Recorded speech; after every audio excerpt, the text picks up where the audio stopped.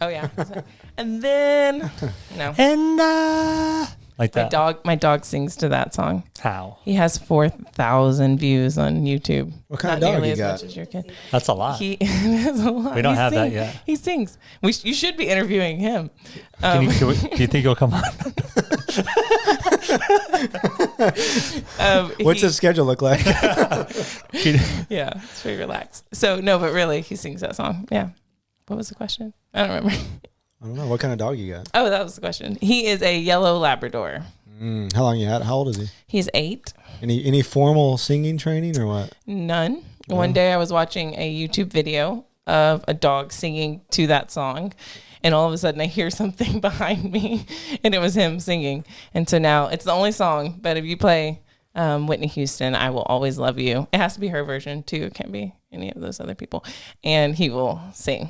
And we're not talking about just make noise. Like, Let's hear it. I want to hear it. Yeah. Is it like the you know, it's actually, it's a little deeper. He's like a little bit of a,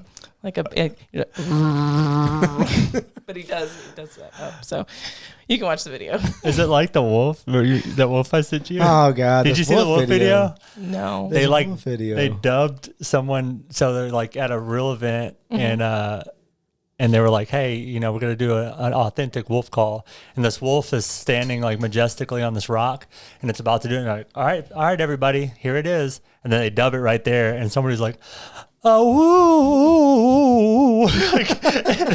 and everybody claps at the end. It's hilarious. It probably isn't funny to anybody else but me. I didn't think it was that funny. Really? Yeah. He He didn't okay. have a real sense of humor though. So if he sends you something that you don't think is funny, do you go, ah, laugh out loud? Or do you go like, don't respond? The son of a bitch does. He goes, LOL. I'll say LOL. He thought it was funny. But if it's legit funny, then You're like, I'm dying. You got yeah, some I'll little put the cry emojis, yeah. with the sideways, not Oh. the regular one. Right. But if it's really funny, Because you're rolling on the floor. he'll get the sideways one. But if Yeah. it's that crap that he does, no. I didn't know sideways was better. Sideways extreme because you're laying down laughing. You think that's a laying down? It has to be. Emoji doesn't have a body. Yeah, but the head is sideways. I never thought about it that way. Yeah. What happened to the monkey with the hands over the eyes? That was funny. Like, oh shit, the monkey's here. That shit's funny. Yeah, where is he? I'm having trouble finding him. Yeah. Yeah. Have you seen the Emoji Movie? You have kids. You haven't seen the Emoji Movie? No. That's a good one. I didn't know that was a real movie. It's Golly. a movie. It's like Emoji Land, and they're all fighting to be like the emoji that gets used the most. Is So it? when you said where'd the monkey go, I'm like thinking about the movie. I'm like, well, somebody like took the monkey out. Was the you know, monkey in the 'cause he movie? was- yeah, they're all in there. All the emojis. And This a You're not real- answering my question. Was he I in don't there? remember. This a real movie that came out in theaters or what? It's a real movie. I don't know if it was in a theater. I imagine it was in a theater. What are theaters anymore? I'm not sure. That's a good question. Yeah. What It's been kind a while. of? So what's this video space you want to set up for your business? I would like to have a space where I can have my clients come in and either do testimonials, interviews. I think video is very dynamic. I think it's a really good media to be able to connect with their audience. For instance, I have this guy. He's a client. His name is Don Jeffries. He's 75. He was a principal and a superintendent for many years. And he wrote a book about his dad, or about leadership lessons from his dad. And so it's really hard to sell a book. I mean, in 2021, it's hard to sell a book. But the man is so dynamic to sit and talk to him.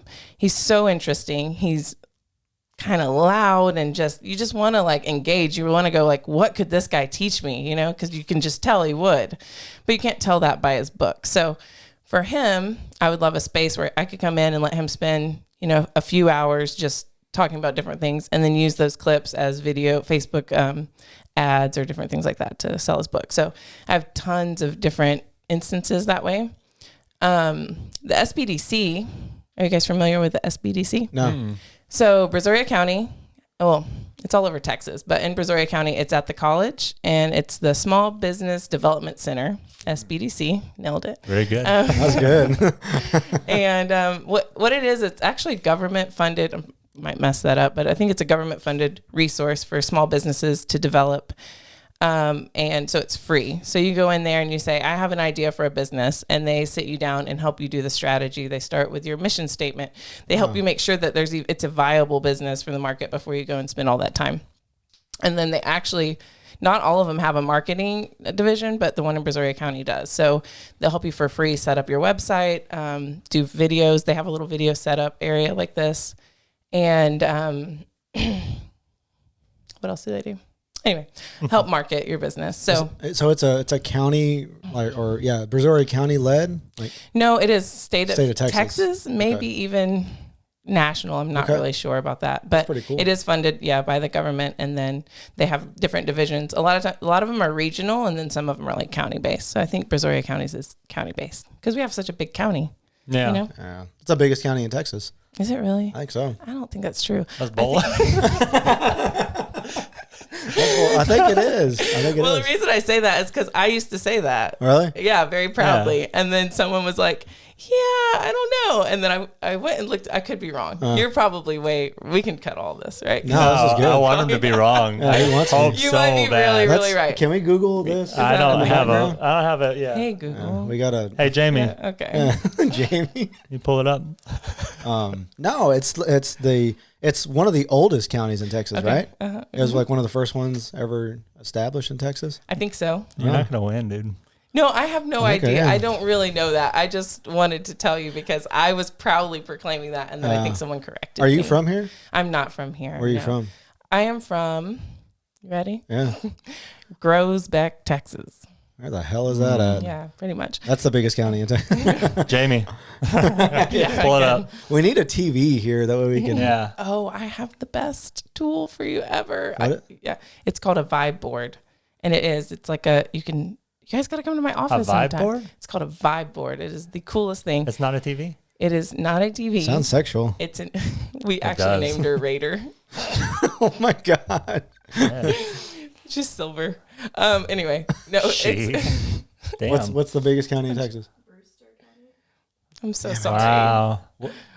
Look, where does Brazoria County rank though? I want to know. I think it is one of the biggest. I bursted the bubble, It but might I even had not- the same thing. Might not be top 5.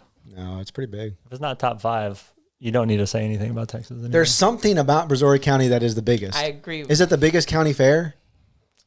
No, that's not, because that's Dallas, huh? Is it the most gas stations in a county? It's the Is best. it like just stretching it, man? It has the most grass, doesn't it? Like, it's got really green It's grass. so green here. I love how green it is. That's true. That's a very true statement. I won't argue on that one.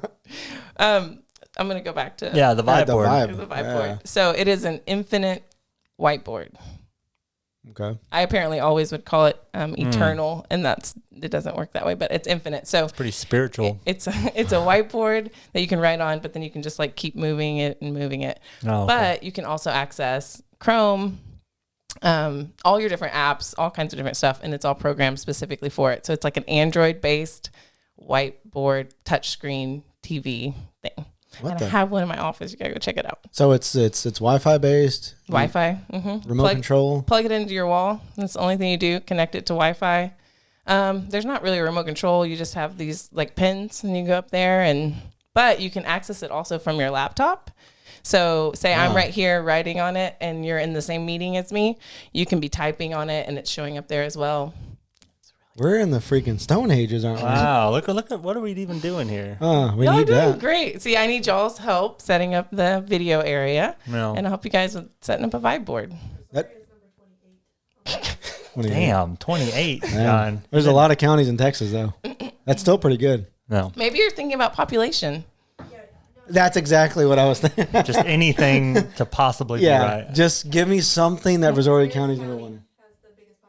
Okay, let's just move on because Yeah. you're just dead wrong. Yeah, Dead wrong. Not even close today. Where are you from? I'm from Austin. Well, I'm from Dripping Springs, but Okay. Austin's close. Do you know where Dripping Springs Yes. is? I have friends that live there. Oh. Beautiful. And now it's different. Now it's like not Dripping Springs. Yeah, it's like a distillery town, and right? Yeah, it's like there's a bunch of them. A lot of breweries out there.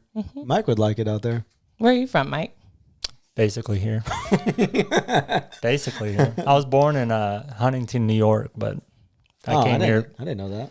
I came here pretty quick. Why don't you tell me about this? Oh wow. No more about me. I didn't know he was from New York. No one that now it makes a lot of sense. Everything's clear. Yeah, that's why I'm a lot more smart than you. Yeah. Anyways, let's get into meat and potatoes for the viewers and listeners that don't know. Margarey works with market design team. Yep. So that's why we're talking about a lot of marketing. Yeah. And you're doing very well in market design. So thank you. How'd you get started in that? How far back are we going? As far back. Take it back. Okay, so when I was a child, and I'm serious. Yes. My mom owned a sign shop in Beck, Texas, where I lived. So it was called Signs for the Times. That's a good name. Yeah, she's pretty religious that's a good too. Yeah, Signs for the Times. So it was in our house. We had a big old Victorian type house, and so there was a room downstairs that was the dedicated sign shop. And so she was the only sign shop in town. So from the time I was little, I was working in there. I learned how to use vectors and graphics, and I would do like the little stickers for my friends' cars, like band and, just the little things like that. So that began a long, long time ago. And then when I was about 16, I started working at a company. I'm getting a timeline wrong. I'm not good at timelines. You're good. Okay. We'll get back to it. At some point, I started working for a company. It was in-house there in Beck, and they did insurance licensing, which is about the most boring thing ever. But I got to work in the IT department, and then I got to work learning how to build websites. So I had a mentor, Takeisha Presley. I'm doing a shout out because she's like one of my best friends in the world, and she mentored me, and she actually sat there. Gosh, it was terrible. We sat next to each other, and she would say, she had me building the website of the company. And I was building it from scratch, HTML, CSS, PHP. And we're talking, from the ground up. And if I couldn't find something, if I didn't know how to do something, she would say, have you Googled it? And yes, I've Googled it. I've done it 30 minutes. I need, and then she would take this giant book of like CSS principles and just plop it down on my desk, look in there. And so I'd have to go, I had to learn from scratch. Wow. And then when I completed the project and I presented to her the website, she was like, great job. You did a really good job. I've built the entire website on WordPress, the CMS, so that we could easily change it and stuff. Yeah. So all my work wasn't actually anything. It was just teaching me and kind of helping her go through, but teaching me how to do PHP and CSS. I wonder if the owners of that company know that. So you were 16? Now that I'm thinking, that portion of it, I worked for that company earlier when I was about 16, and then that happened when I was about 21. Did you go to school for any marketing or? I did. I went to school for communications. Nice. And I dropped out pretty fast. Where'd you go to school at? It's a place you should never send a child to go to school. If you have children, anyone watching, don't send them to A&M Corpus Christi because you're on that's bold. I'm sorry, A&M Corpus Christi. It's a great school, but if they're very studious and they don't like humans or beach or fun, send them there. You'll be okay. But if not, it was just so much fun, They just want to teach you, right? Yeah, I hate those schools. So terrible. No, it was a good experience, but how old are you guys? 32. 32. Okay, so I'm 33. So that was 2006 that I went there, and if you guys remember, it's right when the recession was starting to happen. You guys remember that? Yep. Oh, yeah. And it was just like scary. You're taking out student loans and you're like, everybody's like, there's not going to be any jobs and the whole entire economy's failing. And I had this big kind of like crisis of, okay, what am I doing? Do I want to go and spend this money doing that? And then I also was very addicted to surfing. So the combination of those two things, should I admit this to the World Wide Web? I dropped out of school and I lived in a tent on the beach. Oh what? For 3 months. That is awesome. Yeah. So that was cool. And then until it wasn't, right? But how did you survive on the beach? So there was a Stripes, you familiar with Stripes? Yeah. Right. Okay. The gas station? Yeah, the gas station, not far away. So I ate a lot of their 99. I think maybe Taquitos, then it was huh? two for $1, the fried burritos, you know. I brushed my teeth there. I mean, I was kind of home. I think I had an apartment still, but who wants to live there when you can live on the beach? That's awesome. So, You had an apartment and you still live in the tent? yeah. Wow. Did you Did you drink Slurpees too? Just the burritos and Slurpees? We didn't have that much money. Oh. I was tent living, man. Wow. Just the burritos, maybe some water. I don't remember. Maybe some water. Some beach water. The icy was the luxury. Yeah, that was on Sundays or something? seriously. Yeah. Yeah, it was like that, but it was neat. I mean, it's an experience that I'm glad I had. Our friends would call and say, "How's the surf?" and unzip the tent. Surf looks good. Come on down, and go surfing. So, going back, I look at it and I think I would have loved to have continued studying communications. I think I would have learned a lot. There was a couple classes that I loved, film class and statistics. I don't know why I like that class, but anyway, it would have been a good experience. And maybe even someday I'd like to go back to school, to university and study. But anyway, I don't regret the way things played out.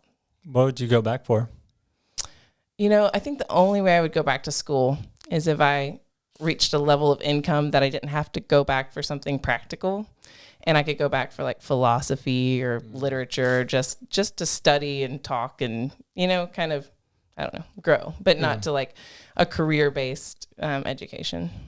Well, look at you though. Like you dropped out and you started your own businesses. So that's probably because you got a surf business too, right? I do. I also have a surf business. Oh yeah, so that worked out. Yeah. So you probably, I mean, you were going to school for communications, but you've learned more in your marketing business and doing your communicate or your surfing business too. So you learn more in real life than you would in any educational institution.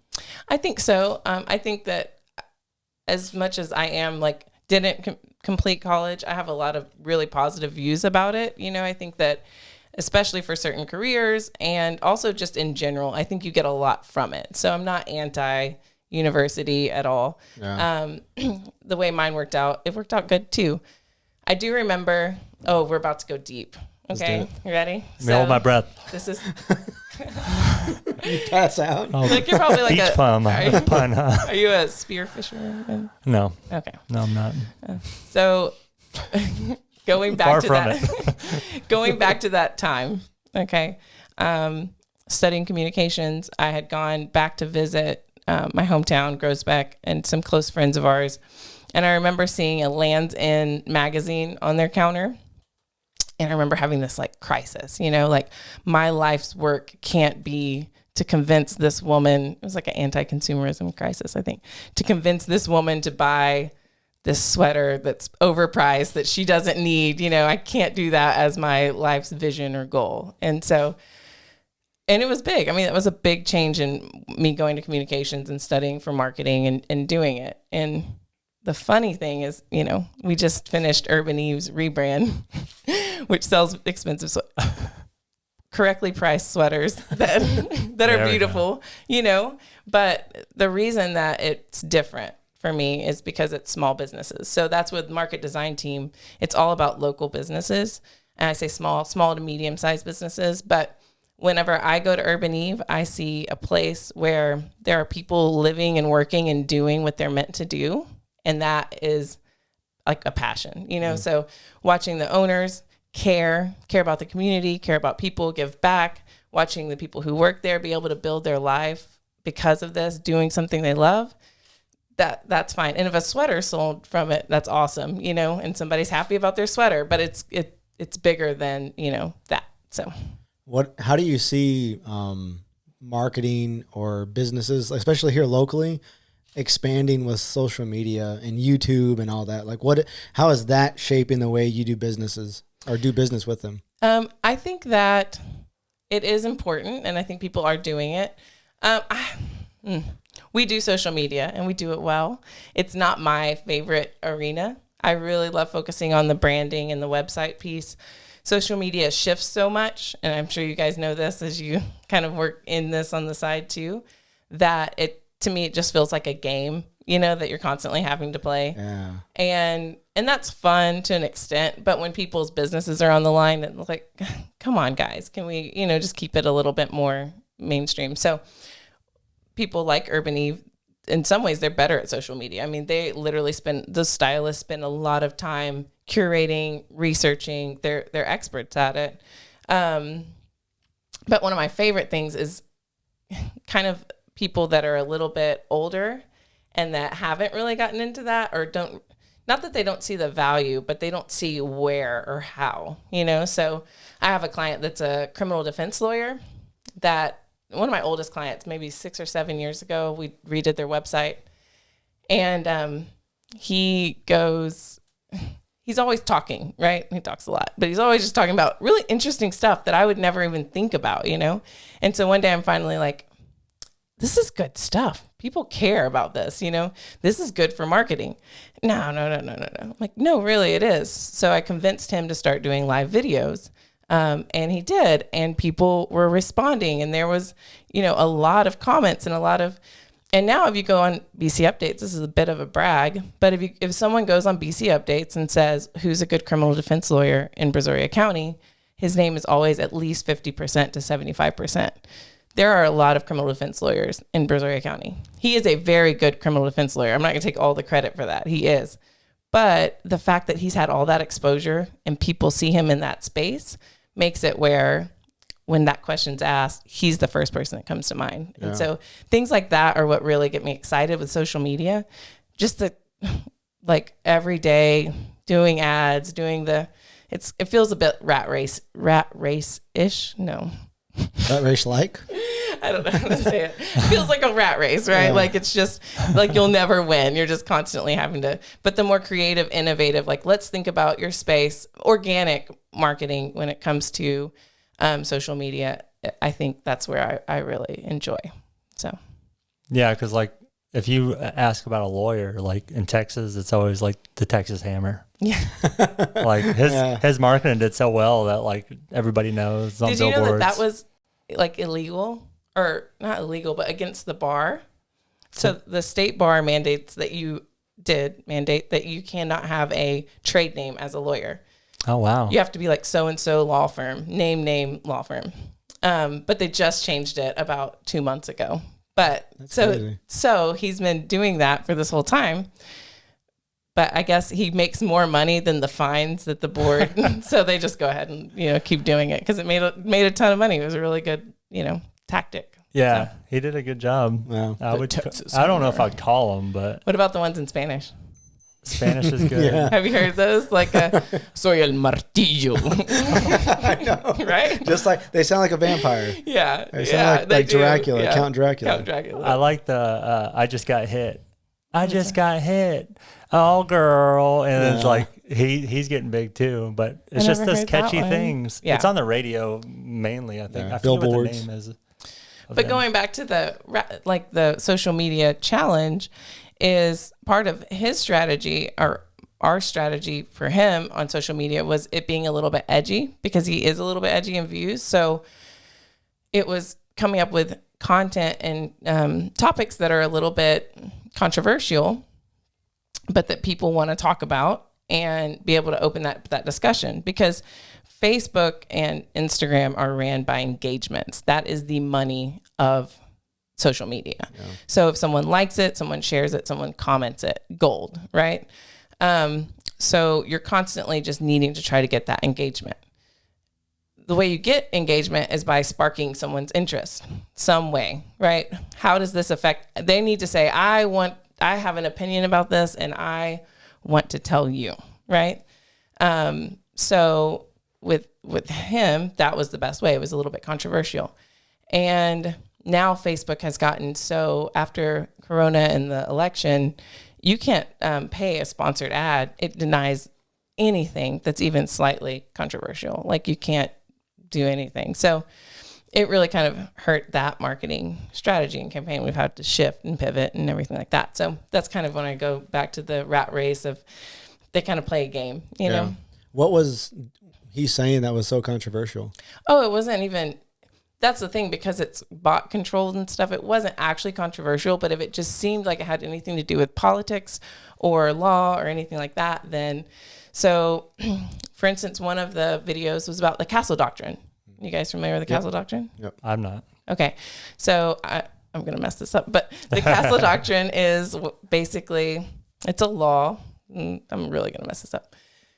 It's about where if you go outside, people think that if you go outside and someone's breaking into your car, you can shoot them and you're fine. Like, you're protected because he was on your property breaking into it, or they come into your house, you have the right to shoot and kill. Right. And that's not the case. It's a very complicated. So, he went through it all and talked about, okay, this, and this, and this is why. So don't think that, because if you do that, you're probably going to get convicted of murder. Well, we couldn't boost that post or do anything like that. So I hope I have permission to talk about all this. I would never thought she'd be the first person to talk about guns on the podcast. That'd be good. That's funny. First person ever, really? Yeah. We were going to have someone that exclusively talks about guns. So you started the movement. Yeah. Oh. Yeah. Go me. People are going to know that. Margarey. I'm a hippie. Nowhere. I have a question. Let me see. Do you think websites are dying? No. No? No. Why not?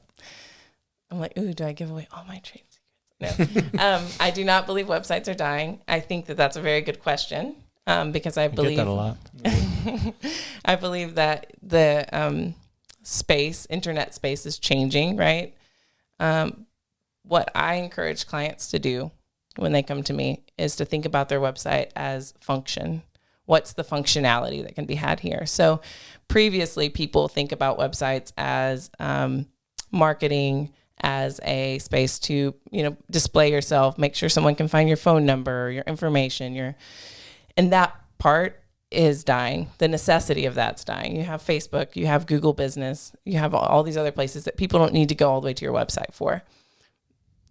Websites are a lot more complex. We have tools and skills that we can do to really make them work better for your company. So when someone comes in and they think, well, I really just need a basic website, that's cool. I mean, maybe you do, but what is your first, like your secretary, what do they have to do every single day that's taking up a lot of their time that they could be putting somewhere else? Okay. Is that a process or something that we could turn into that happens on the website? So before anyone even talks to that person, they've already been able to take care of that. And then your process is smoother. And so change the thought process about it to more functionality. That's why I don't think websites are dying. Does it worry you that functionality is being implemented in some of the social media platforms? No, honestly, nothing worries me. It probably should.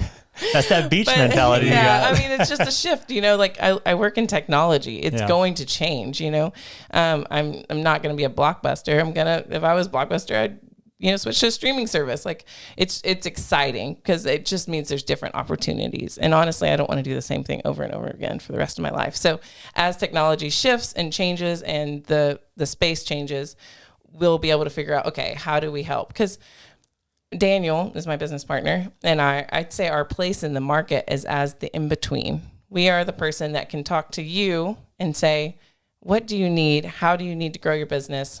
And then we go find the technology and build the technology to help make those things happen. So, if that means that it's all on Facebook, then cool. We maybe we'll stop building websites someday. That's, to me, not a bad thing. It just depends on how it shifts. I hope to see something really exciting happening.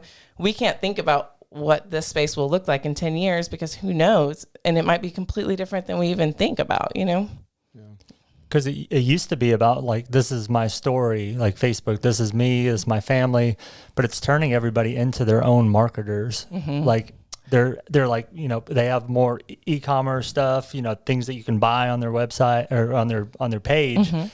And it's becoming their own business. And then the more followers they get, the more, transaction they can possibly make. And then the trafficking and what is the thing, insights, you can see your trafficking through like, Instagram and Facebook. So it's setting you up. Yeah. Impressions. It's setting you up to be able to like monitor all that. But it sounds like what she's doing, you're streamlining the entire work process of the business. Like you can't go to Facebook and and really put something in to make an order or to supply your information. Like, I think social media is good to go learn about the business, but if you want to like exchange something or get a good, that's what you're doing on the website. So a lot of times, yeah. And to be honest, like I said, the website's just the tool. Facebook is sometimes the tool. Sometimes it's a brochure still or a mail out still. I mean, if a client comes to me and says, I have this brilliant idea for a mail out, I'm not going to say it's not 1990. We don't do mail outs because some mail outs still are sometimes effective. And especially if you combine them with other types of technology. So those are all just the tools. What to me is our goal is to figure out what is the process, what's the end goal, and then what tools do we put in place to do it, you know? So sometimes it's, you're trying to get an idea of what some of this functionality would be. One functionality we use a lot are forms. Yeah. So if I didn't know you, or say you have a friend, oh, this happened actually. I did. You sent me a friend. You sent me a client. I did. Okay. So you send me a friend, right? They contact me out of the blue and said, hey, Mike told me about you. I say, I would love to have a meeting with you. Please fill out this form before we meet. I actually didn't do that time. I didn't follow my process. Oh, God. I was just excited to meet with him, so I just met with him. You didn't have to mention that. You could have said he did fill it. He filled it out really good. Yeah, he did a great job. Filled the shit out of that form. Best form I've ever seen in my life. Yeah, sorry. Okay, so he'll probably watch this. So God damn. I was just messing with you. That's a stab on her. Stab on us. I think it was stab. I was trying to stab us. Yeah, all the way around. I hope no one does. I'm sorry, not for your sake. My God. Well, a gun was mentioned, so you probably have the most views. Yeah. All right, put that in the title. Yeah, gun. But then, just gun. But then you won't be able to boost it on social media if you wanted to. I'll spell it wrong. Two U's. We're all looking two at N's. how you can Gun. All right. So if someone did that, then I would send them that email and send them a link to that form. And what that form does for me, it's a client qualifier. Because my first meeting with someone, I spend an hour to 2 hours getting to know their business and what their needs are. So I've had to come up with a way to protect my time to say, okay, is this in line with what we're going to do? Will they go fill out the form? If somebody doesn't go fill out the form, then most likely they're not aligned as a client for me, because to build a website, there's a lot of information. There's a lot of work that has to be done. So I need to see that there's that responsiveness, that there's a commitment. So that is a small business process that I needed to put in place, but I use technology to do it. It's a problem that we solved with technology. So it's a lot of different things like that. We do Instagram feeds where they automatically go to your website. So we help clients that aren't really good about posting to social media or updating or doing anything. We get them set up on Instagram that automatically goes to their Facebook, that then automatically uploads on their website. So they were able to go one time, take a picture, and then it's in 3 places. So we just use different things to kind of help people solve their problems. That makes it really nice, because I'm sure you know too, Instagram and Facebook and now TikTok and Snap, like nothing is cohesive. Like you can't go to one place and do it all. So if you're doing it for them, it's a full-time job. Like posting our podcast, our podcast, you almost need another person to manage it. Oh, definitely. We offer that service. And hello. I'm sure you know all the different ratios these things are. Oh my gosh! If you want to drive me nuts, everything is different sizes. Use like Canva? I use Canva. Yeah, Canva's great. I love Canva. Canva is awesome, and that's one of the things we talk about, how things change. You know, so Canva is going to eventually eliminate like a certain level of needing to know InDesign and needing to know all these different things, and that's okay. How can we make those tools? Because there's still always going to be a gap. There's still always going to be a time gap, a skill gap. Something that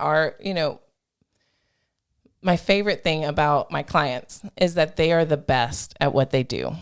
They love what they do. They're passionate about it. They do it every day. A lot of them have been doing it for over 20 years, and they don't need or want to learn how to use Canva.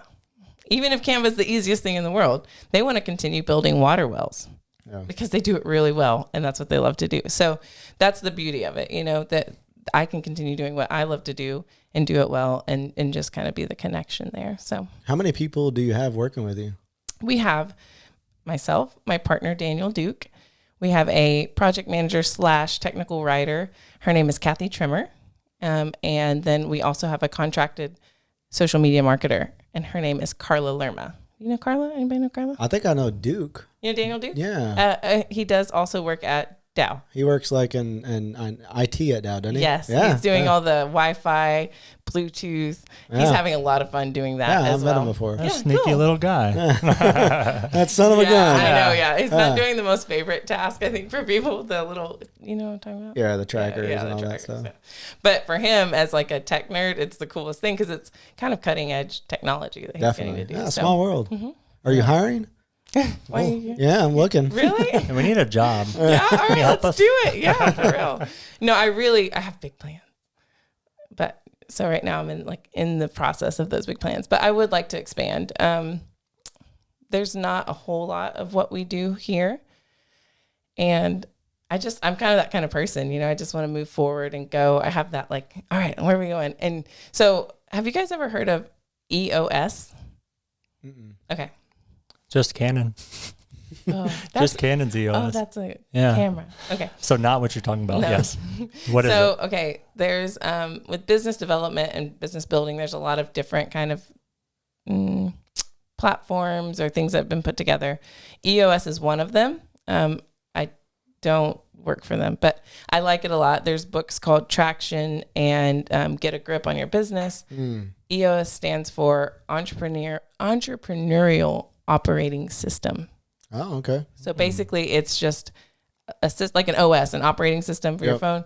It's a system it's a structure to kind of build your business and then be able to grow. It's like a Microsoft app, basically. Like Microsoft has all these different applications. It's like that. Well, kind of. Not at all. Okay. But damn. Sorry. Yeah, Brazoria boy. I said that like that, but no. Let me try. Yeah. Is it like a network for entrepreneurs that I can work off of? No. Jeez. I did a bad job explaining All right. this. That's the wrong one. That's the wrong one. I'm not going to try it. Is there a boot? Come on, try again. Can I press a button? One more try. Oh my gosh. There's so many. That was better. Yeah, that's better. That's a good one? Let's stop. No, but really, could I please press You want to press a button? There's Press a so button. many Press a button. Tell her what color, though. I haven't tried that one. Press that one. This one. I got a feeling. Are we going for a boo? I don't think we have a boo. That's what she said. That's Yeah, we have never used that one, so thanks. She liked that one. Yeah, this will help. I brought out EOS. guns, and that's what she said. That's it. You're breaking a lot of barriers here. So, okay, where were we? EOS. Oh, okay. We can say it really good, though. EOS. Yeah. Can you say I know the whole about that. thing? Yeah. Entrepreneur. It's You did a good job saying that. I don't think I've ever used that conjugation. Entrepreneurial operating system. Pretty good. Right? That was good. I can leave now? You ready? Yeah. Say it again. So EOS is just a framework. So it's not a technology. It's just words. It's like a book. It's something that someone has developed that you can follow, like a structure or a system for your business. So it has nothing to do with technology. It's just a business development system. And it just kind of helps you say, okay, if I want to grow in the next 5 years to this point, these are the things I need to do. These are the challenges that I'll probably encounter. And it just kind of helps guide you along. Does that make more sense? Yep. Yeah. So you want to use that to help implement that in small businesses, with small businesses? When businesses come to us, we think about that a lot because most of the time, most of the people that come to us are already fairly successful. I mean, they're bigger than we are, really. They're doing good. They're ready to go to the next level, though. They're ready to go to the next level. And so I do have that in mind, but really I use that more thinking about us and our growth because I would like for us to eventually grow to be, Galveston, Brazoria, and Matagorda counties and just kind of I don't know if we'd have an office in each, but just have representation for all three of those counties. How far are you spanning out right now? Well, Galveston, Matagorda. Okay. But we have like 2 or 3 clients in Galveston County, 2 or 3 clients in Matagorda County, and then mostly in Brazoria County, and a couple in Harris, and a couple in, what's Dallas? McClellan? I'm not sure. Up in Dallas. Yeah. That's a good stretch, though. Yeah. And I guess you can work online. You don't have to ever go and visit them. I prefer face-to-face. So it's really hard for me when it's just video. I like to engage and really try to get, because like I said, going back to what I like to do is how can I help you? And a lot of times people don't know that. That's the conversation. So through conversation and discussing their business and we're able to find how to do that. So I prefer that, but yeah, I could do video. And you mentioned the expansion and you're kind of secretive about it. The expansion. Can you, are you just talking about branching out or like more new technologies within your business that you want to implement? It's always rolling, it's always constantly changing. Oh, I remember why I brought up EOS. There we go. Okay. We're I brought back. up EOS. Ding. Because in EOS, they talk about, I think it's in EOS, they talk about the integrator and the visionary, basically different people that you kind of want to surround yourself with in order to grow, or in order to have a good structure. And so the thing I'm so thankful about is I started doing this freelance probably 7 or 8 years ago when I moved to Brazoria County. And I'm a visionary. So I can see it, I can dream it, I can, start moving it, plan it. But as soon as it's not fresh and fun, it kind of starts to be like, okay, I'm moving on. So, and that's okay. That's who I am, right? I beat myself up about that for 32 years, but now this last year, I'm kind of owning it. It's okay. Because as a visionary, if you find yourself an integrator, and that's the person that goes, all right, how are we going to do this? All right, we need to take these steps. We need to plan it out, move forward, go.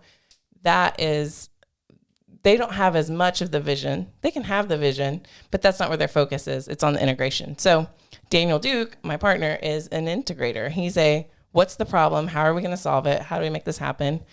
And I can already be moving on to the next thing, and starting to plan it out. And so it works really well. And I think we've both learned how to be thankful for the other person, to see their skills, their gifts, celebrate that, and make it work in the business. So I think it's important to find, partnerships aren't always meant to happen. It's hard. I'm sure do you guys know that? Or I hate working with John. It's awful. Is it always peaches and cream? It's awful. It almost ended today. So. Yeah. Close. Right before you showed up, actually. Really? Yeah. You need someone to work with? Yeah. Oh, that's why you were asking. Yeah. Yeah. Because he brought you coffee and stuff. What a terrible human. Are you on his side? Yeah. How much is he paying you? Oh, double it. Doubt it. Anyway, the point is it can be very helpful because, you have different weaknesses and strengths. So yeah. Are you seeing, it's interesting, the businesses around Lake Jackson and maybe just Brazoria County in general, but they're getting younger. So it's like they want more people like you to help them. Is that spilling over? Are you seeing it boom right now because of it? No, not really. No, I think, and I like this is exciting, but I think the younger people want to do a lot more on their own, So, I mean, I'd say I don't hardly have any clients that are in my age, 30s. I have a couple. Yeah. Michelle, Megan. Why did I do that? I don't know. We can cut that. Megan. That's what we need to make The sure. County Seat Barber. Megan at the County Seat Barber. Can we just cut this whole section and start over? She goes by Megan Michelle. It's a good mistake. Yeah, okay. Honest mistake. But for real, I want to start this whole thing over. Okay. And not tell you no. Okay. All right. What was your question? The younger. Yeah. So with Brazoria County in general being younger, the businesses, the whole downtown scene in Lake Jackson, it's revamping. It's not the old, even just from the last 6 years, everything is becoming fresh and new. So I'd imagine you're seeing people come to you for updating websites, social media management, stuff like that. Something I find really interesting is that the younger business owners are a lot more likely to do it themselves, or they have someone already a friend that has some skill set. I think that's awesome. I think it's great, and I want them to grow and continue to grow in that way. But I do think that there comes a time in business where you have to go, okay, we've gotten as far as we're going to get like this. Yep. Now we go and look for outside help. So I think that eventually that'll be, when those people start saying, hey, we want to expand until the Picket Fence, they started into Angleton Picket Fence too. That expansion, we helped. We did all the drive-through menus. We did all of that stuff. when they want to franchise out even more, that's kind of where we get people. Yeah. I think you're exactly right. And that's where you're going to come in, because it gets to be, you said yourself, like, people are good at making water wells or whatever. They need to focus on that because that's what they're good at. And it becomes so overwhelming when you expand or you just get more clients in. It's just, that's the last thing you want to worry about. You want to put it in the hands of someone, a professional. Yeah. I mean, it's like us, our first couple of years, we handled all of our, accounting and then you get to a point where you're like, oh, I can make more money and spend more time doing what I love, and hand this to someone who's really, really good at that. Right. So same thing with marketing. Yeah. Cause they're going to spend all the time, like you said, doing social media, maybe doing a website on WordPress or something, but it's going to come to a point where they top out and they're going to need something like a revamp or refresh. And that's where you come in. It is. It's it's the perfect time for me to come in. I think before, maybe 4 or 5 years ago, that actually was more my client. And I wanted to be in the ground, when it's just like 1 or 2 people and we're growing.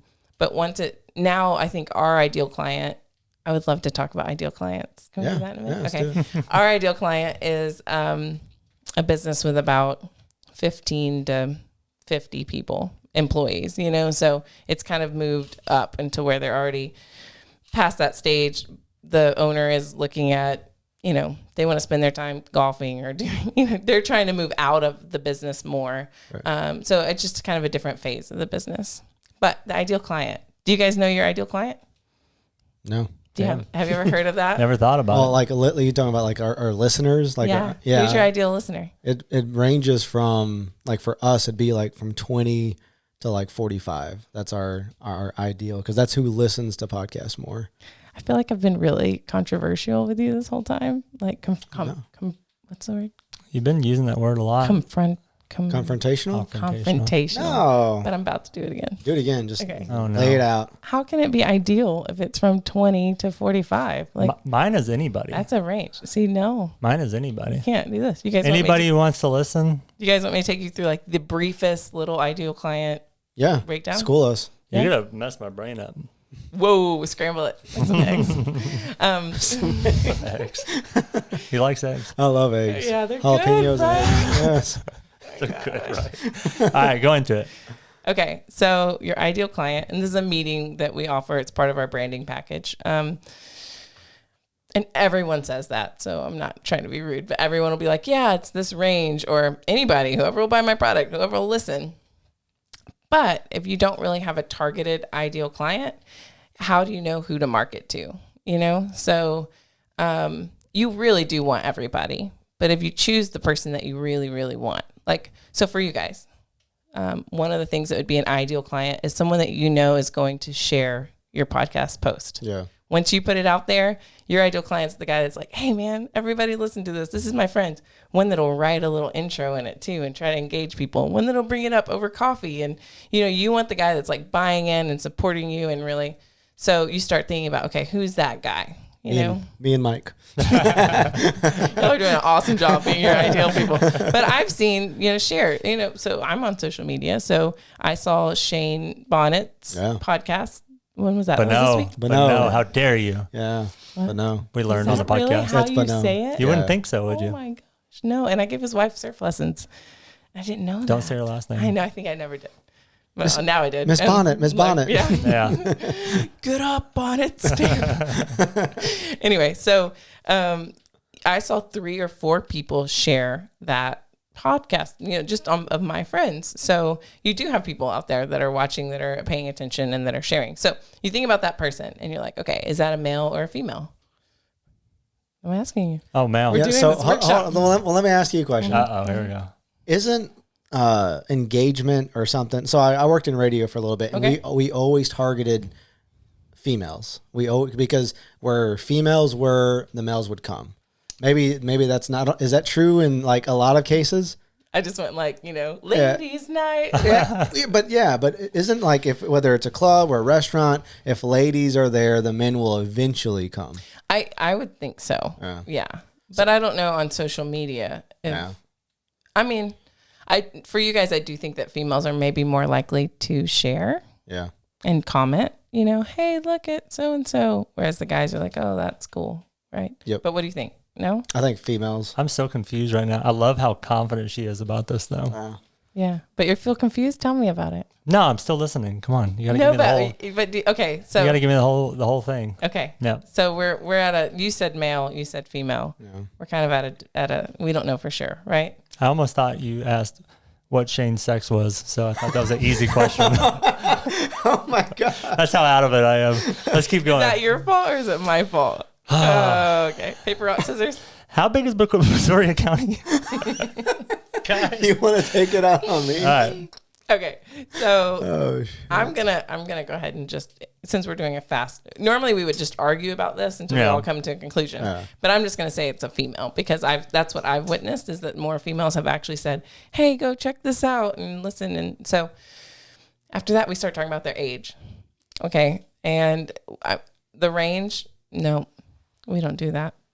No range. And people want a range, and I'm like, nope, we gotta drill it down. But it's important, and the reason that you do all of this is to get a good idea of who that is and what they're like, right? So, for you guys, we've said 20 to 45. Let's talk about a 27-year-old. Do 27-year-olds listen to podcasts? Yeah. Okay. Do you guys want people to listen to the podcast more or do the video? Watch the video. That's split. Yeah, this is a point of contention for me and Mike. Really? Good. Okay. I like the videos and he likes the audio. Okay. I think like we'd have the opportunity to expand more with audio. Just audio. But I like the video too. It's a podcast, so it's audio. Right. That makes sense. But the video is a little bit more. I've only ever watched the videos and not listened to the podcast. Yeah. But I think females would only watch and not really listen. Really? Yeah. Whoa. You have the data. What does it say? Males listen more on. I have the data on like our podcast, and males like we're at 80% male and like 20% female. Really? Yeah. But on video, I'm assuming it's all just a bunch of girls looking at Mike. Sorry, Mike. Confused. They're looking confused. They're looking at his hair like, a guy, nice is that hair. a girl? It's got a beard. I don't know. I was going to say something terrible. We all cut it. Yeah, just cut it. Unless it's bad about John. Really? I was going to say, yes, this past week, nobody was watching the video looking for Mike. They're looking at Shane, huh? Oh, yeah. He's gorgeous. He's a good-looking guy. Pretty man. Okay, so we're cutting that. Okay. We got to remember. Yeah, you can't go back to grit now. We got a time. You can look at the time, right? Yeah, but we're not paying attention. Okay. Because we're leaving it. Okay. Are you guys okay with what we're doing with the ideal client? Yeah, I like it. Yeah. Okay. This is good stuff. So when you start thinking about that, and that's good. You have metrics about your podcast that you can kind of play into this. And a lot of people have just user experiences. A lot of times it has to do with what it's like to interact with that person. So for you guys, you don't necessarily interact with them, but a lot of clients, it's okay, who's easier to interact with? Who do you like to do business with and makes you money and costs you less time? And so you try to find that ideal person. Where do we spend the least amount of time and money? It's also enjoyable and it makes us money. And that's your ideal person. So you start just kind of cutting back all the layers. It's about a 2-hour meeting where we just argue. I mean, I say we argue, but I just kind of say, okay, are you sure about that? But why? And with age, so for instance, with age, you would say, okay, does a 27-year-old watch videos or listen to podcasts? What's your goal? Would you rather the podcast or the video? You guys don't know. We're arm wrestle about it. But once you decide that, then okay. So if the goal is podcast, then men would be more your ideal client. And we would talk about the age range. What age range is most likely to be listening? And then you kind of continue that process. We talk about where they went to university. Like we're actually building a profile of a human being that doesn't exist. They get a name. They went to college. Interestingly, the college thing comes up with like a lot. It brings out a lot of interesting pieces about why someone would be ideal for. So you're really learning more about yourself than you are about your client, but what's important and how to connect with them, if that makes sense. It's deep. It is. It's so much fun. It's one of my favorite things. It sounds like I did it all day Tuesday and Wednesday. It was a little much, but it was a lot of fun. You do it with every client that comes to you? Every client that does our branding package. So our branding is basically, we start with the ideal client because what kind of marketing are you going to do if you don't know who you're marketing to? That's a big deal for me. You don't want to shotgun it. You want to kind of target it. And then from there, we do what's called a UVP meeting. Here's some more. So another acronym. I know, this is like working it down. letter. So it's unique value proposition. So what's your special space in the market? So for you guys, I mean, podcast is a big market. What's your special space? Let me take a minute to I was going to start off with this. Praise you guys, because I think this is amazing. Thank you. Can we cut that and put it at the beginning?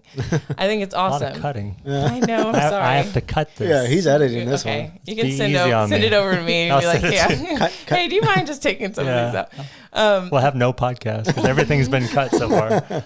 No, I just want to move it because I wanted to start out with y'all. This is great. Like, I think that it's so needed in the area. I think that it's cool that people can be heard and celebrated for all the work that they're doing, you know. I appreciate being here and y'all doing that with me. So I think it's really neat. Also, I have a confession. Tell us. Oh, no. Dun, dun. Is there a sound? No. I don't know where it's at. You don't want me to do that again? Don't do the sounds.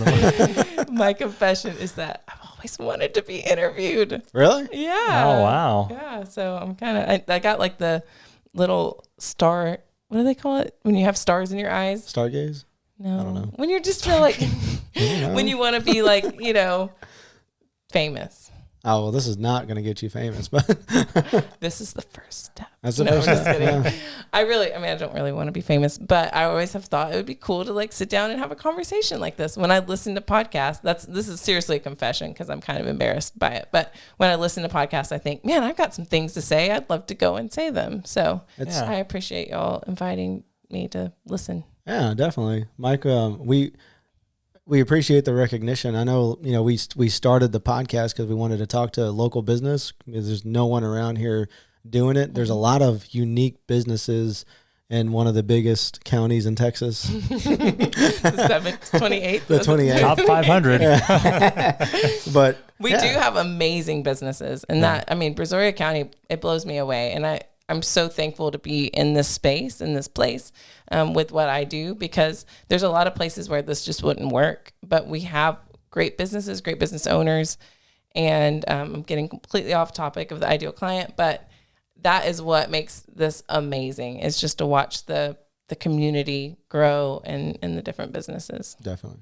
And since I will remember ideal client to get back to it. But since we're on the topic, I don't know everybody that you've worked with, and you've worked with a lot of pretty nice businesses and like Jackson, like pretty well marketed businesses in like Jackson. Thank you. So what are some of your, if you can mention them? I think so. I think everybody's okay with that. So we talked about Brew and Bake this morning. Mm-hmm. We built their website. Love Brew and Bake. And we fixed up their logo. And then Cornerstone, he also owns a building company, into the Cornerstone Builders. Let's see. Picket Fence, I said that earlier. I didn't know that one. So that was a new one for me. So we didn't do their logo. They had already had that, and it was a good logo. That's a good logo. Yeah, I like that one. We did both of their websites and then did all the Picket Fence 2 in Angleton. And then coming soon, menus will return to Picket Fence and Clute. So those are being finalized and moving into getting printed. So Urban Eve, mentioned that there. That was a huge project, and it was so much fun. I just can't believe that happened. So basically, we were at a pivotal point in our business where we were kind of offering some branding, we were offering some websites, but I knew what we could do. I knew our capacity, and I knew what they needed. And so I went up to her and said, I'd love to have this opportunity. I mean, they're pretty big scale. You know, they have 4 locations. It's a big deal. It was a big deal for us. And so she said, okay, I'd love to see a proposal. We prepared the proposal, gave it to them. And I had, in my mind, we had a 3% chance of getting that bid because she'd already gotten proposals from larger out of Brazoria County marketing companies. And so I just this was an opportunity for us to get together a proposal like this and realize that's something we want to do in the future. That's how I treated it. And so whenever she came back and accepted the proposal, I was just thankful. I'm like, thank you so much for giving us that opportunity. So at some point in time, I saw that you guys sometimes bring images up on the screen. I don't know if we could do sorry. You're just editing this thing. Maybe I should send this to you. I'm so sorry. Just for that, I'm not putting a picture up there. She probably would edit it better than we would. No, stop. Yeah. But I would love for people to see the website. Yeah. Scrolling. But the reason is because I'm so proud that it's all local. So, I mean, we did all of the things local. All the photography was taken locally. It looks like this jungly, beautiful thing. It was all back behind McLean Park and in Quintana. It's very Brazoria County. We used a local Brazoria County photographer. All the models are their stylists. So just being able to do a project like that you had kind of full creative control and were able to do things here locally, it was really fun. I'm supposed to be just listing things. That place has a lot of style. It would be for me, as if I were a marketer, I'd be intimidated by that one because they're already doing so well, to impress them. I think that's a great bit. We've actually talked about having them on too because people love that place. Yes. And it's rooted here in our beautiful county of Brazoria County.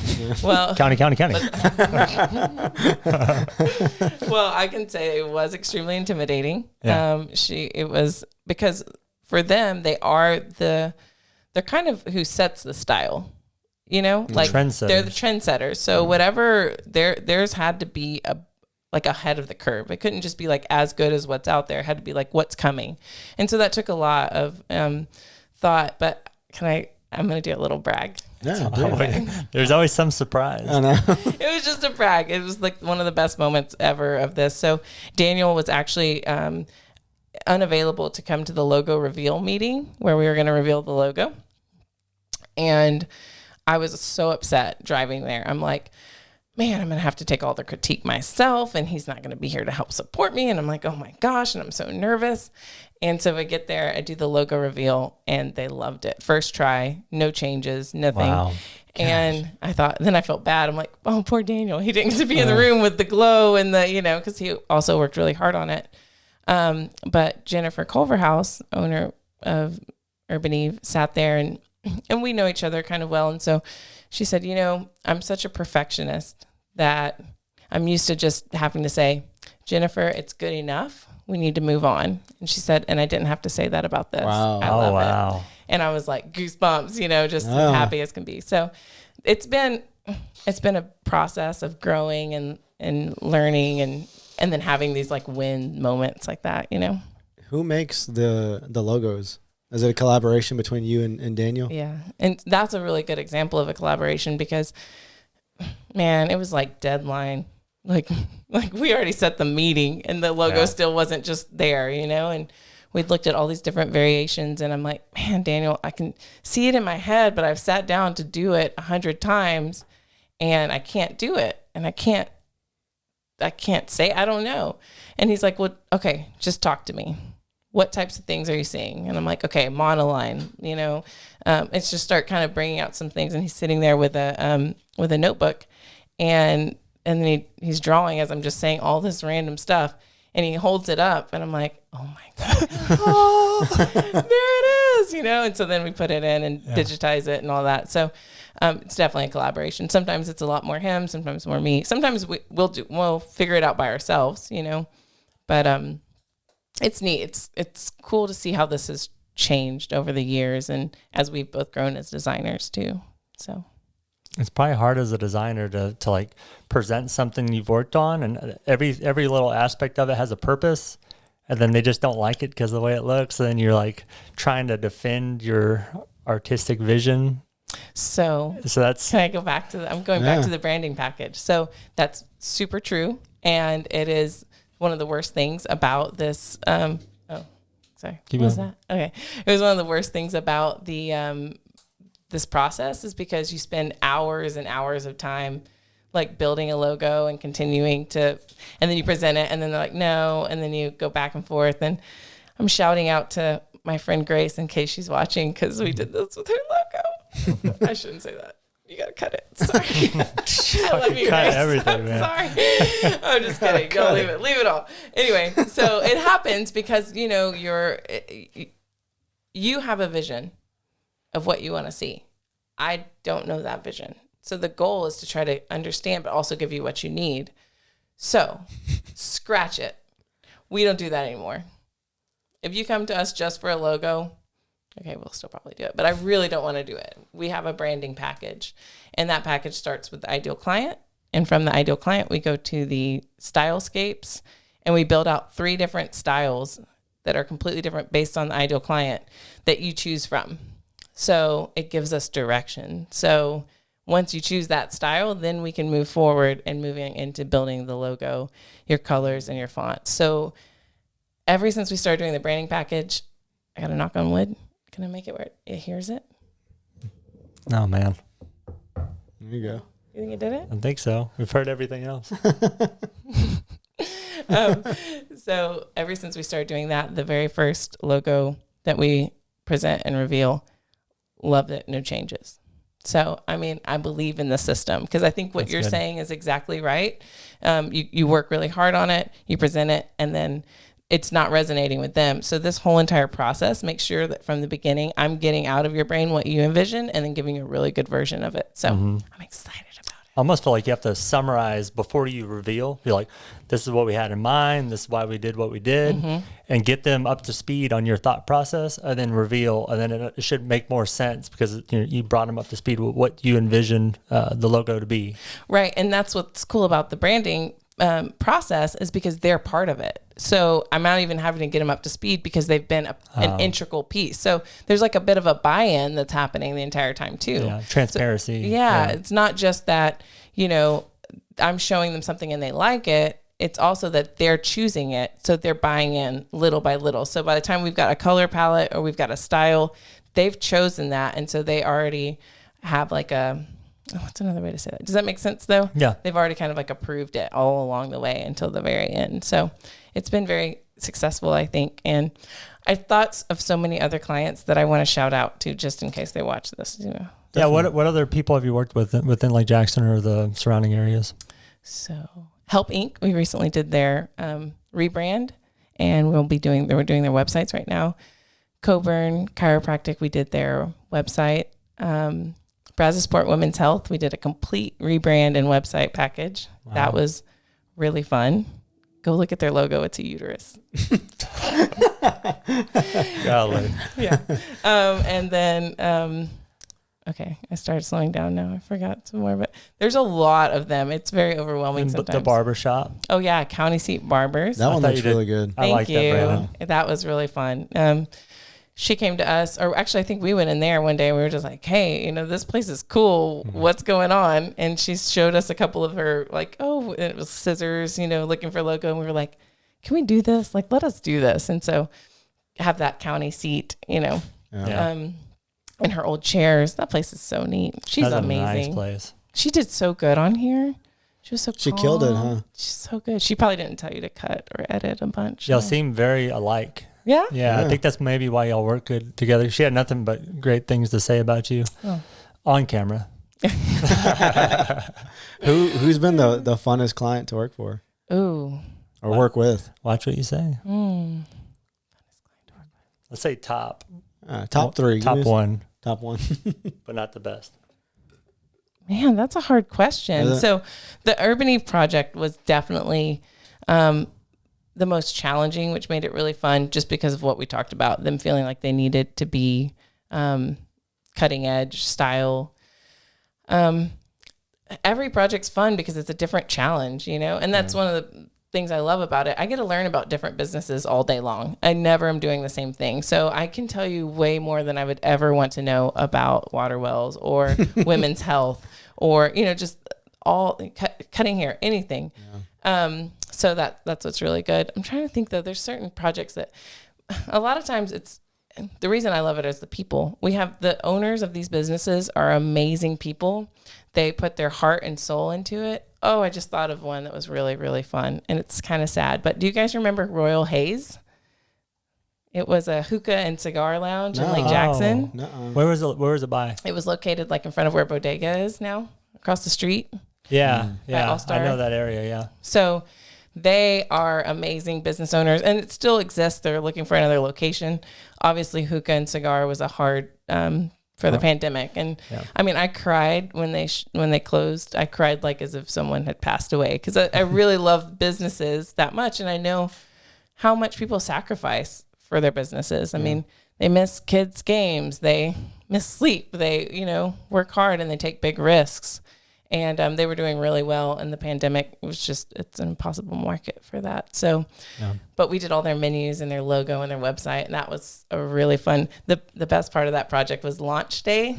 We were there. It was like 10 p.m. And we were doing the final bits and, having a bourbon, smoking a cigar and launching a website. That's really cool. That's awesome. Yeah. What does it look like after you do the logo, you redesign the whole place? What does it look like after like 2 months? Is there still some collaboration that takes place? Like if something wants to change or be modified, what does that look like? They can definitely contact us. Some people would like to be trained how to do it. And it's actually it's like a user-friendly CMS, content management system. So we can train people to do it. Or a lot of times what I'm encouraging clients to do is do like a 6-month plan. So every 6 months we'll do a refresh. So make a list, and then in 6 months we're going to look at it, see what we want to do, and then change it. So that's the way. And then a lot of times there's a ton of print materials that people want. We work with them with that.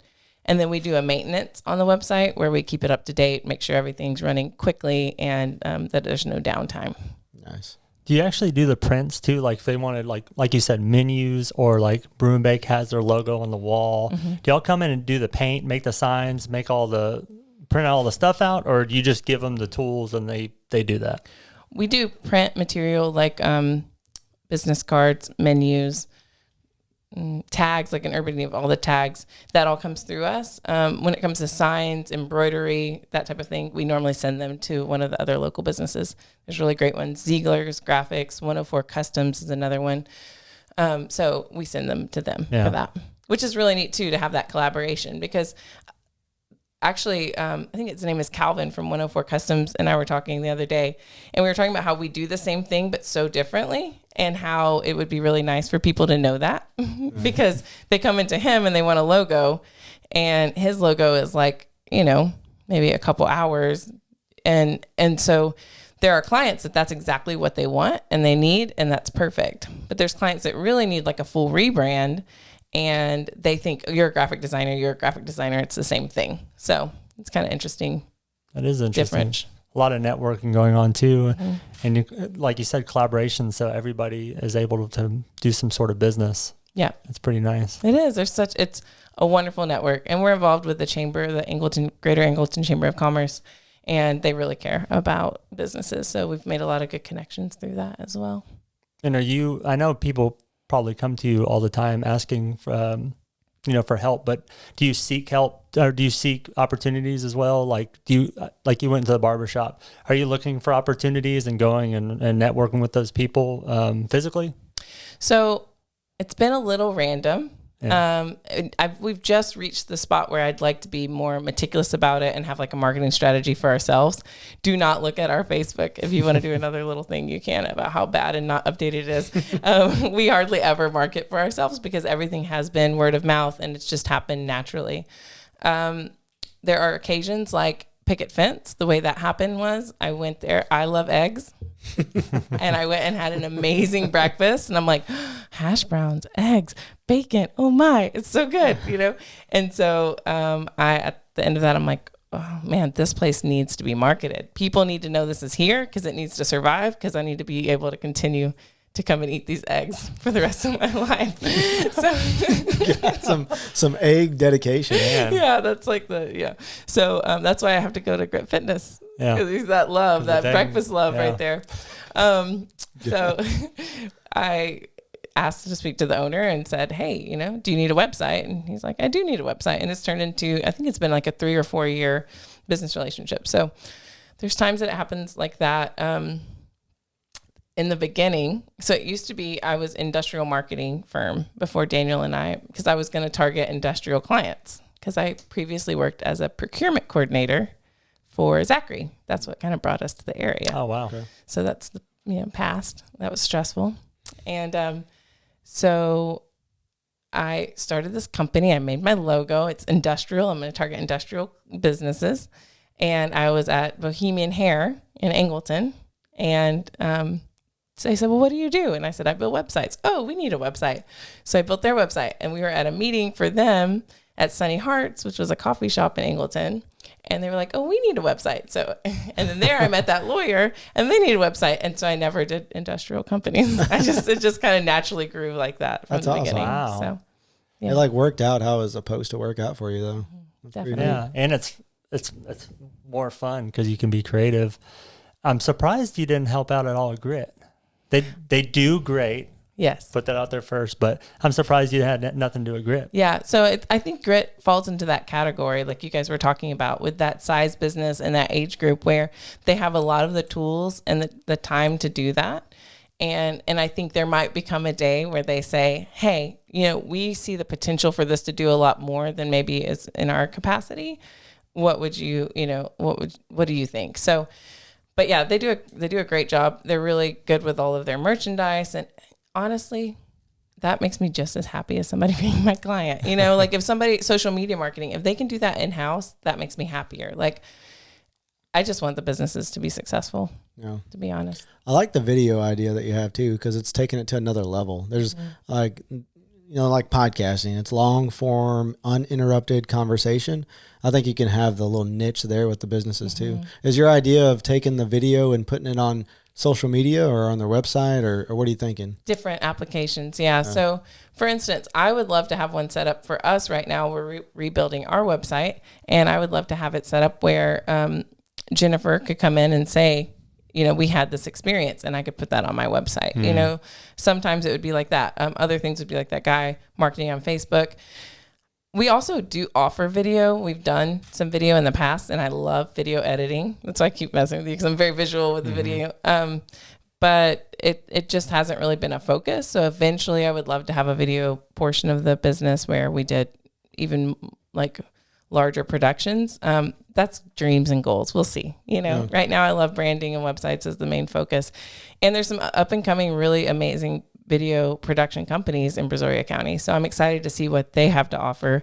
The more other businesses that do this and do it really well, the better that we can complement us as well. And then we can build just really good platforms for local businesses. Yeah. So I think what you mentioned, maybe the younger business owners do like to do it themselves, but maybe they don't know what they don't know. Yeah. They don't know what they're missing. Yeah. So yeah, the more you get out there and the more word of mouth and they see other successful businesses using your marketing strategies, I think it's going to just get bigger and bigger. I hope so. Sky's the limit. Sky's the limit. It's just so much fun. Yeah. And who gets to say, it's stressful. There's bags under my eyes. Can you see them? Mm-mm. Okay, good. Oh, plug. Leslie LaChance did my hair and makeup today because I don't know how to do that. So she came and helped me. So that's the plug. That's why you can't see the bags. Thank you. No bags. She's making me add all these titles, man. I know. Oh, are you going to do that? Titles? I don't know. You've mentioned quite a few. Yeah. I can send you all those logos that I mentioned. You have to send me a lot of stuff. Oh, I don't think you know how much work you're creating for yourself. Oh. At least she has the logos though. Mike's a big stickler about PNG. I need the PNG file. Can I tell you about that? Yeah. We have this awesome way. So if you go through a branding package with us, at the end you have all of your logos and everything is available online, and you can access them, and then you can go filter. And so say Mike's like, I need it in a PNG, and it'll say filter, and you can click PNG, and all the PNGs will of your different colors and variations. Fancy, man. Y'all on top of it. It's fun. It's top notch. Yeah. What's in the future? So what's like the next year, 12 months look like for you? Oh, year to 12 months. Well, we talked about EOS. Yeah. But I almost feel like if you can work online like that, you can expand further than what you were saying. So, okay.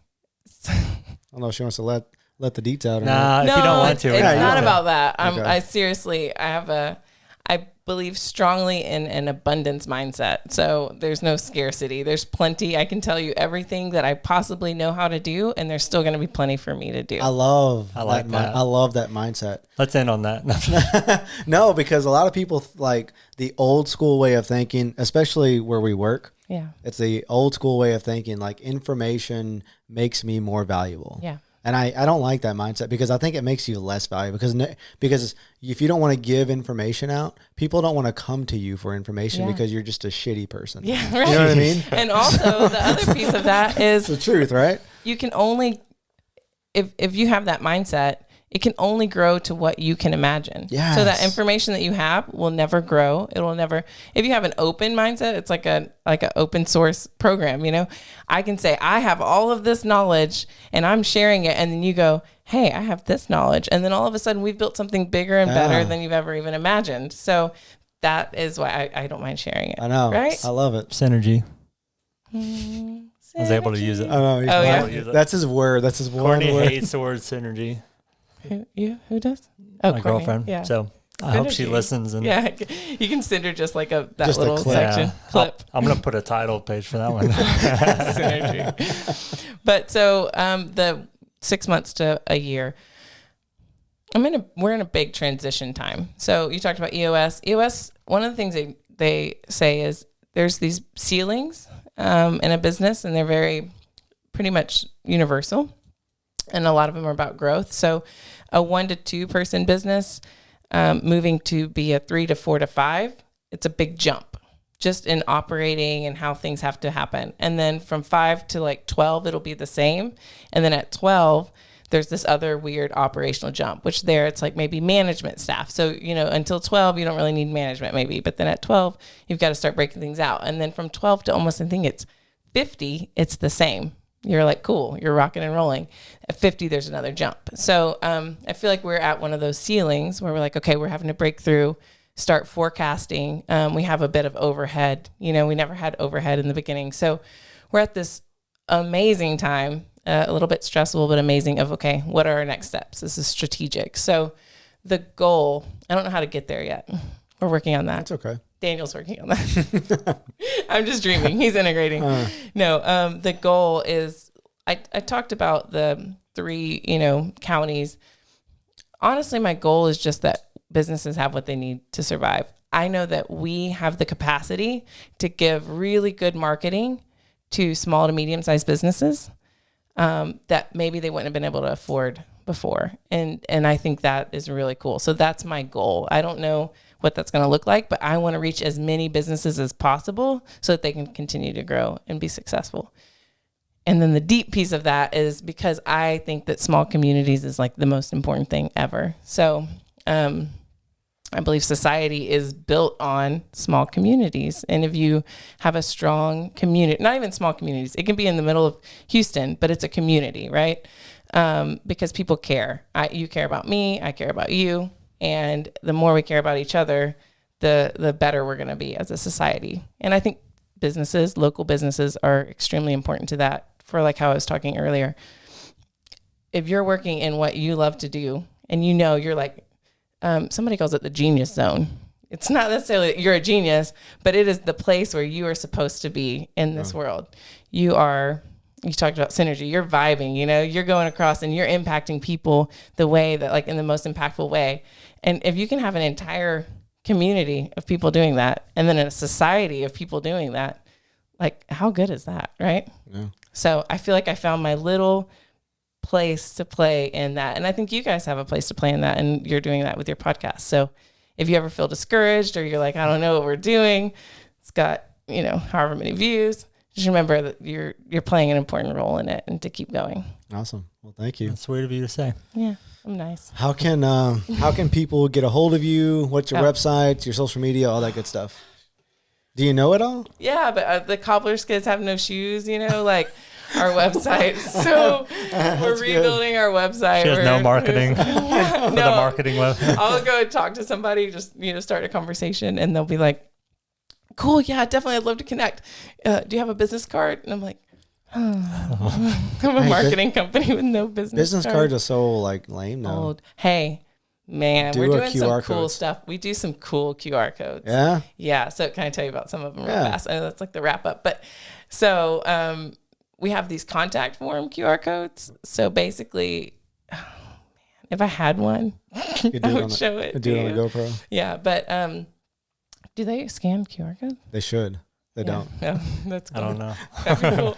Good question. The lawyer we talked about earlier, we made these coasters that we took to Fill Station, Beachfront, Dorados, and they say, in case you need a lawyer, add me to your contact on one side. That's good. And on the other side, it has a QR code. And when you scan that QR code, it automatically opens up your contact on your phone. And all you have to do is push add, and it has all of his information. Oh. So website and all that stuff. So we're doing a lot of fun stuff with QR codes. We want to get into the NSP. I think that's how you say it. That's like where, you just like hold it up and somebody scans it to your phone and it automatically takes all the information. So we're definitely moving in that direction. I think that we still have to do business cards right now, but I did that chamber event a couple of weeks ago at luncheon, and I didn't take business cards intentionally. And I took that vibe board and had everything displayed up there. And then I took a sign with a QR code. If you want to contact me, scan the QR code, put it in your phone. That's smart. Yeah. That's good stuff. We're moving in that direction. Yeah. That's legit. But how do you contact me? We are located at 608 North Front Street. You do. So you do have brick and mortar, huh? We do. Yeah. Actually, there's actual brick there and mortar. And real mortar? Brick? Both? There's brick and You really mortar. don't see that kidding anymore. me. He just loves saying that. I don't know why. It's a thing. I know. It's a thing. Because of you. Synergy.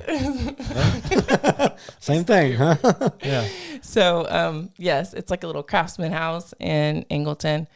And, but yeah, I have a phone number. Good. www.marketdesignteam.com is where you can find us. And social media? Marketdesignteam.com. No, Market Design Team Facebook. I don't know. You'll just look us up. We have like a Google business. You can just look up Market Design Team on Google business. I should have a better answer for this. Yeah. This was good. This was a very fun one. Yeah? Yeah, this is good. Because we talked about guns and... Yeah. The only thing we missed was like God and pit bulls. Then we would have hit all the... Pitbull, the reggaeton artist, or Pitbull? Like just pit bulls in general. Oh, okay. Like those are three like... Including him? I thought we were going to go like... And know how to No, like pit bulls in general. The No, dog. but including the artist too, she's asking. No, you know she's... what I'm talking about? Yeah. No. Dolly. Go ahead. Do it. That's all I got. I was waiting Does anybody have a reggaeton beat? No. What's the hotel room service song? That's the only one I know. All I know is Dolly. What about Dame Más Gasolina? That's Daddy Yankee though. Yeah. That's a good I one. didn't mean a Pitbull. Yeah. Yeah, well, now we're way off It is track. what it is. All right. Well, thank you so much, Margarey. Thank you, It guys. was very fun. Yes, thanks. We'll do it again.